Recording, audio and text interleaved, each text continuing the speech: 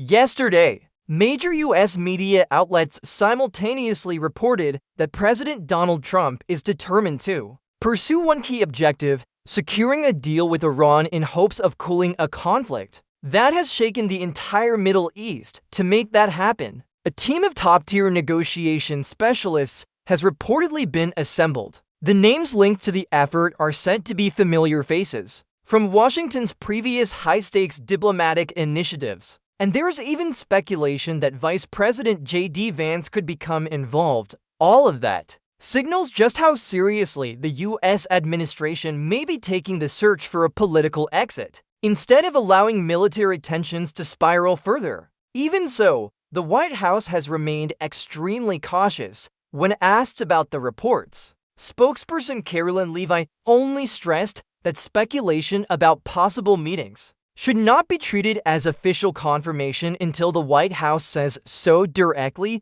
It was a carefully measured response, one that leaves the door open while avoiding the creation of unrealistic expectations too early.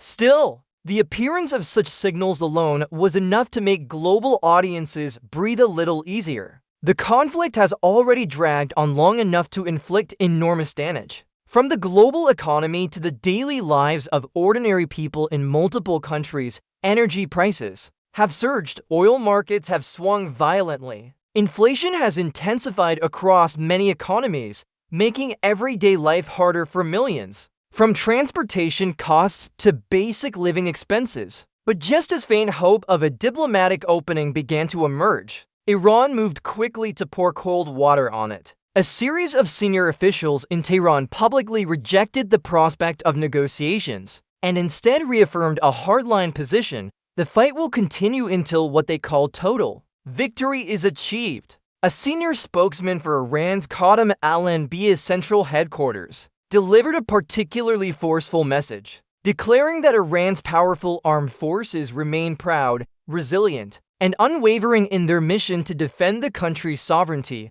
According to that view, the path forward will continue until complete victory is secured. He also argued that the United States badly misjudged Iran's entrance when it assumed the country would collapse within 48 hours after losing senior leadership figures. Yet after nearly a month of confrontation, Tehran has not only preserved its fighting capacity, it now appears intent on reversing the momentum. That message was echoed by the Speaker of Iran's parliament, who declared that no dialogue channel with Washington currently exists. He accused the United States of spreading fake information in order to manipulate financial and oil markets. Iran's foreign ministry reinforced that position by insisting there has been no recent contact with Washington at all. In other words, despite the wave of speculation, the door to negotiations appears firmly shut for now. Another notable development came with Tehran's appointment of Mohammad Bagher Zanjani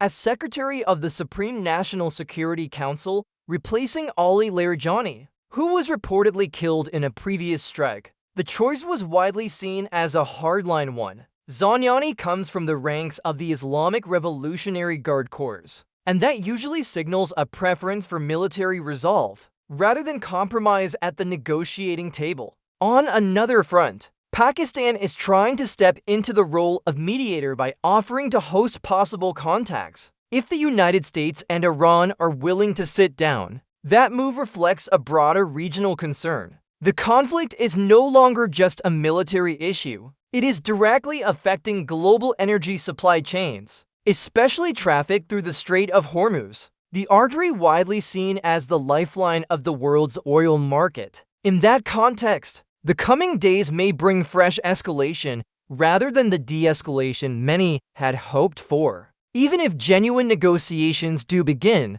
the distance between the two sides remains enormous. According to reporting cited from The Telegraph, Washington has put forward 6 core demands that Iran would have to accept in order to bring the conflict to an end. First, Iran would have to suspend its missile program for 5 years. Second, it would need to reopen critical oil shipping routes through the Strait of Hormuz. Third, uranium enrichment would have to be cut to zero. Fourth, damaged facilities at Natanz, Isfahan, and Fordo would be shut down. The problem is that all 6 of those demands are extraordinarily difficult for Tehran to accept. From Iran's perspective, agreeing to them would be dangerously close to shooting itself in the foot. Its missile program is one of its most important tools of deterrence against outside threats. Control over the Strait of Hormuz provides immense geopolitical leverage. Fifth, Tehran would be expected to sign a long-term agreement covering its nuclear and ballistic missile